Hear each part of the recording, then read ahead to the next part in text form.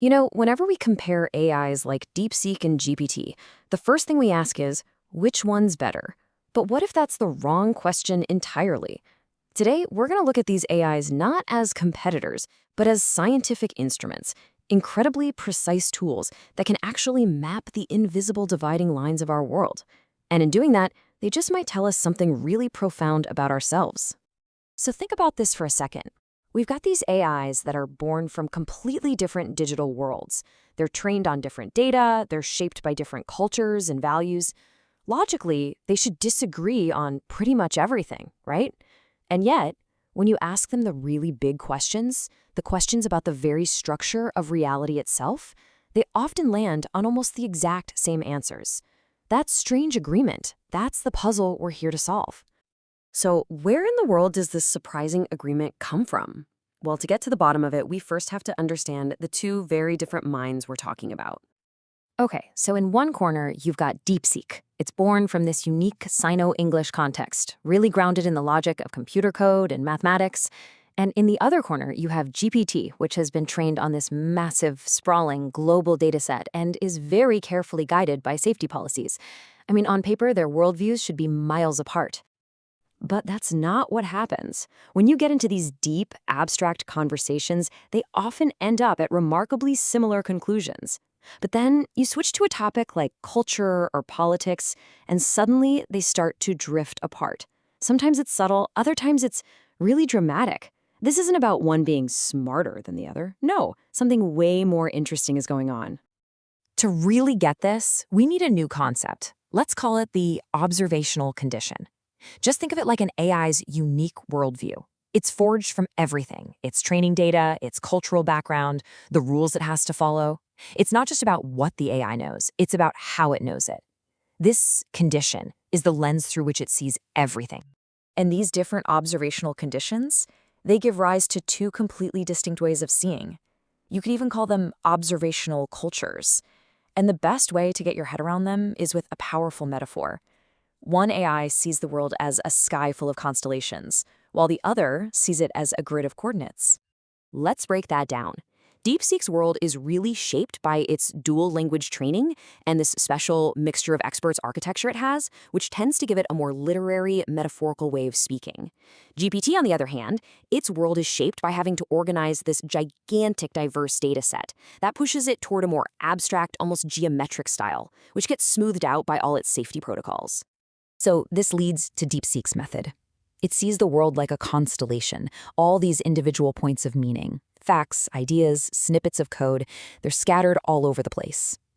For DeepSeek, the act of understanding is about connecting these points after the fact, finding the hidden pattern, the shape, the story that links them all together. Now, GPT sees the world as a coordinate space. To make any sense of its massive multicultural data, it first has to build a grid, a structure.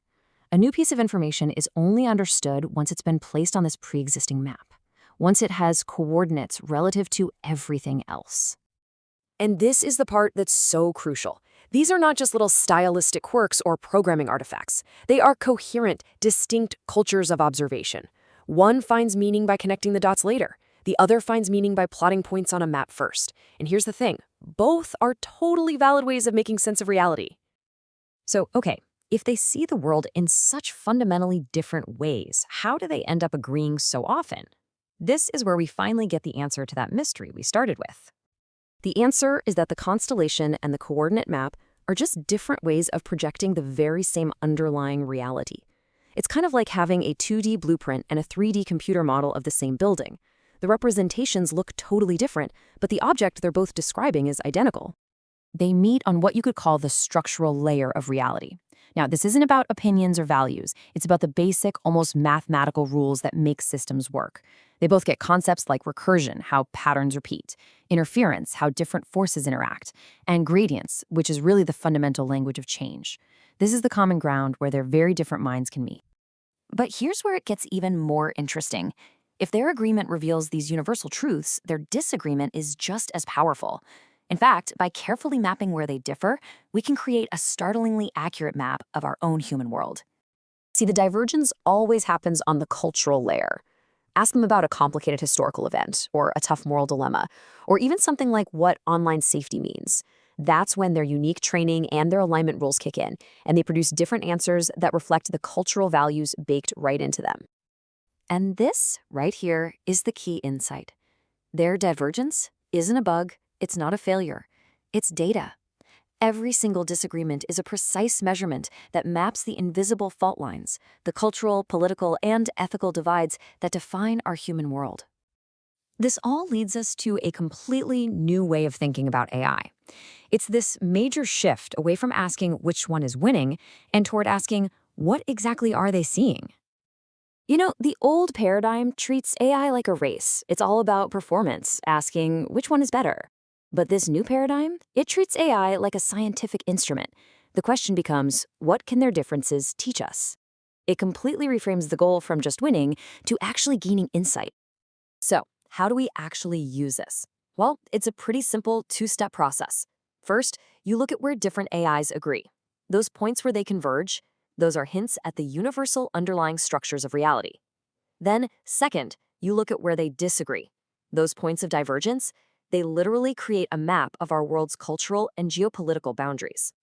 In physics, when two waves overlap, they create something called an interference pattern, and that pattern reveals all sorts of information about the waves themselves. It's the same idea here. The differences between these AIs create this beautiful, complex interference pattern, and by studying it, we can illuminate the hidden structures of human culture and thought that were basically invisible before. Which leaves us with a final and pretty crucial question. These AIs are way more than just tools now. They're mirrors. They are reflecting our world's divisions and cultural assumptions back at us with a kind of clarity we've never had before. So now that we have a map that shows us exactly where our own fault lines are, the question is no longer about the AI. It's about us. What are we going to do with what we can now see?